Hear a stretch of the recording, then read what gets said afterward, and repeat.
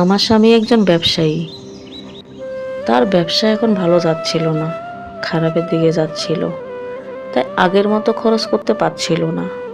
গর্ভকালীন সময়ে মেয়েদের যে বাড়তি পুষ্টিকর খাবার খেতে হয়, এটা সে বুঝতো।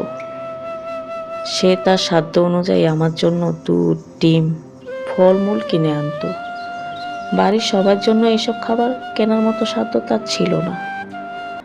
অবশ্যই আমার শ্বশুর তখন চাকরি করতেন, এইসব খাবার তিনি অনায়াসে কিনতে পারতেন, কিন্তু তিনি তা কিনতেন না। ছেলের আর্থিক সমস্যার কথা বিবেচনা করে ছেলের উপরে ক্ষেপে গেলেন। আমাকে শুনিয়ে একদিন আমার স্বামীকে বলেন, তোকে জন্ম দিচ্ছি, লালন পালন করে বড় করেছি, আজ তুই তোর বাবা মাকে দুধ, ডিম, ফলমূল না খাইয়ে পরের ঘরের মেয়েকে খাওয়াচ্ছিস। এত নিচে নামলি কি করে তুই?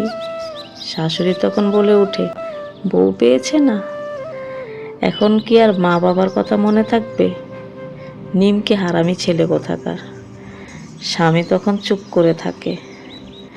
স্বামী তখন নরম সুরে বলে, আমার এখন ব্যবসা ভালো যাচ্ছে না, তাই সবার জন্য এসব খাবার কিনতে পারছি না বাবা।